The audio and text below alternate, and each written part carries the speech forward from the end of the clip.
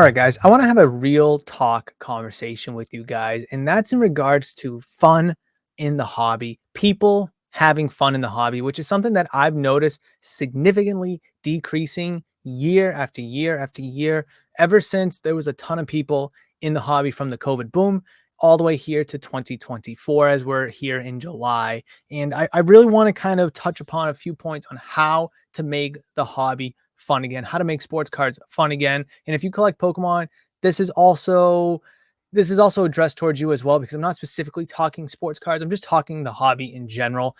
But I noticed that Pokemon collectors aren't having as much of a problem having fun as people who collect sports cards are. But maybe a point or two can rub off, for Pokemon collectors. But again, this is mainly more towards sports collectors, sports card enthusiasts, flippers, collectors, everybody pretty much in the world of sports cards, because that is where the significant drop off in fun, popularity, and participation has dropped off, is with the sports cards. So I want to go over 3 ways to make the hobby fun again. And I really want to know what you guys have to think about these points that I make down below in the comment section. So please feel free to leave any and all comments in regards to what I have to say down below. If you have any great ideas, also jot those down in the comments, as I'd love to read and reply to those, because hopefully from the points I'm making and the points that you potentially make, maybe we can make a step or two in the right direction to getting the hobby back on track and being more fun for people. So number one, this is in no order as always. Number one, we need to have more interactive events for collectors. What do I mean by that? Now, you go to a lot of shows and there's a bunch of different things to do, but for the most part, it's buying, selling, and trading cards, going up to vendors, setting up as vendors, and making deals that way. Once you walk around the room once or twice, you're kind of done, bored, and you kind of want to leave. Okay, so how can we fix that problem? Now, I know a lot of shows will have autograph signers, whether it's sports players, whether it's voice actors, and that's great and very effective.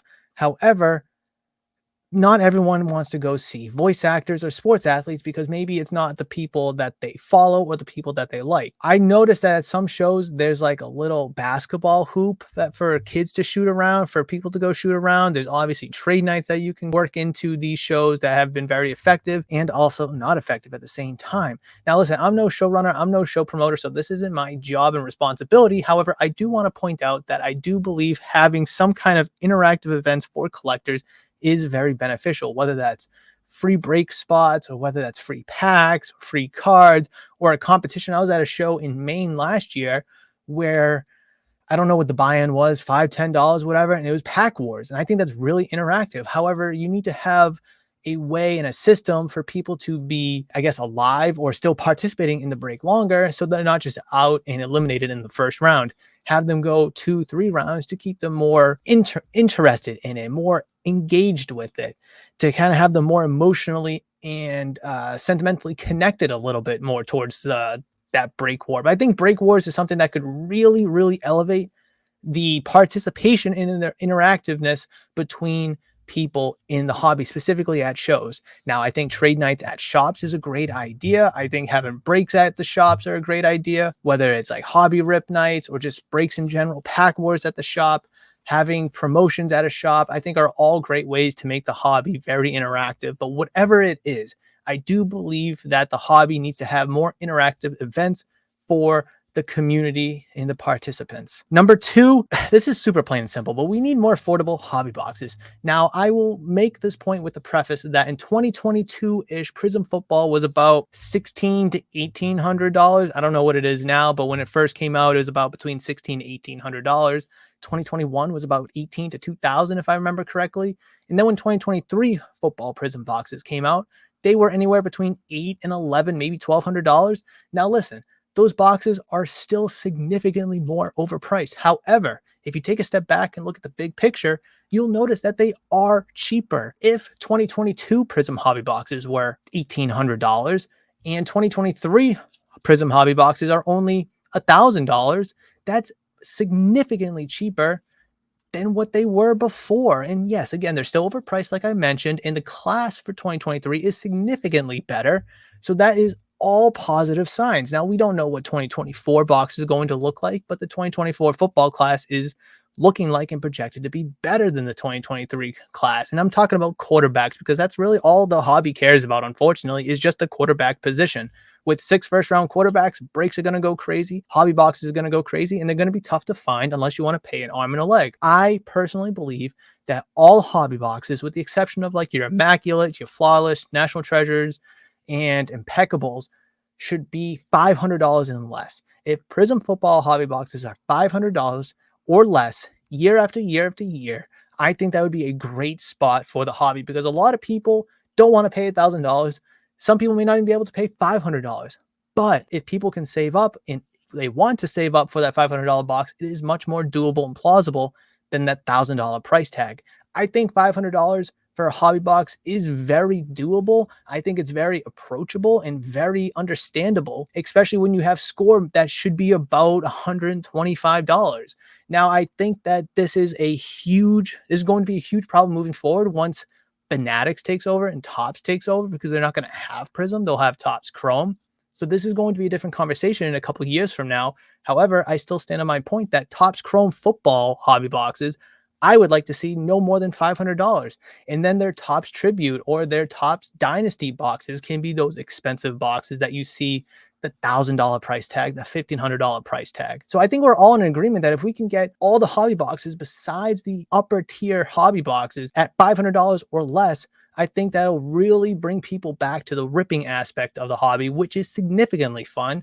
However, when you don't open anything good and you just wasted $800 on a hobby box, that leaves a very sour taste in people's mouth. And if they do that time and time again and they notice how much money they're wasting, it's going to really draw them away from the hobby. And we don't want to see that happen. We want people to have fun opening boxes. And I'm a strong believer that retail boxes are super fun and they're meant to have fun. But if you're opening a box for $25, $30, don't expect to pull much out of those retail blasters. People will open 1, 2, 3, 4, however many they can find on the retail shelves. And next thing you know, they spend $200, $300 because even those add up pretty quickly. And they'll get nothing with the exception of a couple base inserts or a couple nice cards of players they never heard of. And they're still upset that they spent the money on those boxes. So retail boxes are meant to have fun and to be taken with a grain of salt because yes, you can pull some very nice retail exclusive inserts. However, the real money, in my opinion, is still with the hobby boxes. They are the most risky, but they are the most rewarding in my humble opinion. And the last thing I want to address is that people have really lost the focus of collecting. And what I mean by that is so many people in this hobby now just buy cards the cheapest that they possibly can, just so they can flip it for the most profit they possibly can. And I really love seeing people come to the shop here that are true collectors, that they want to complete sets, that they want to build sets, or that they want to collect the cards of the players they like, the teams that they like.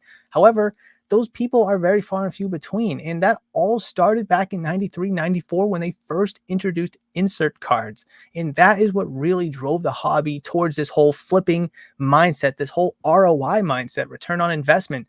That's when they started throwing away the base cards and started chucking those because they had no value compared to these inserts. And that mindset and philosophy is still the same thing 30 years later, even though the junk wax era is come and gone. And you got the COVID boom that exploded and all inserts were valuable and even base cards were valuable. However, more and more people are flipping cards that have value and not so much collecting. I always try to emphasize to people, have someone you collect so you can at least call yourself a collector for when that player comes around. You'll be highly interested in it and you have something to show off because people who flip cards, who just buy to sell, don't have a lot of inventory from time to time. And sometimes they have too much inventory. But when they have no inventory, they have no collection to show for it. And I really wish people would start having a collecting mindset a little bit more. They don't have to be full-on binder collectors and set collectors. I'm not asking for that. But I would like to see people become more collectors again. If your favorite player is CJ Stroud, that's great. His cards are a little expensive right now, but at least have some cards to show for it. And if you want to sell them down the road, that's great. If your favorite player is Zach Wilson, even though he stinks, that's perfectly fine.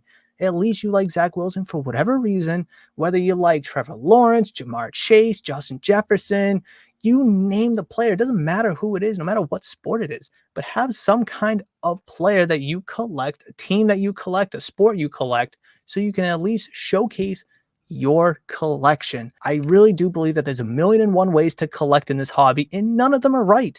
You and I are going to collect completely differently, and that is perfectly okay. However, there are a few wrong ways to collect in this hobby, and that's, of course, scamming, faking cards, cheating, stealing cards. You guys get the image there. But I really do believe those are 3 ways that we can make this hobby more fun again for collectors, hobbyists, flippers, and everybody included in this space. This is a great community that is foundationalized and built upon collecting, and it always will be. But I want to see more and more people in this hobby collecting and having fun, because that is where you truly and genuinely can have fun, is when you're collecting, getting excited over that card you've been looking for so long. You finally found it, whether you bought it, you pulled it, you trade for it, whatever, it doesn't matter.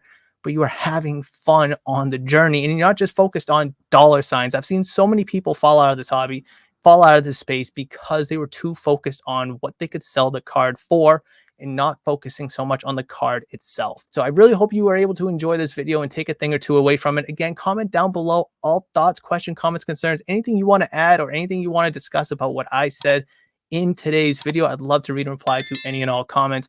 Thank you guys so much. Please make sure you press all the buttons. Check out the channel membership program. I've queued up an excellent video right there for you that I do believe is going to be excellent for your hobby endeavor. So hopefully I'll see you in that one.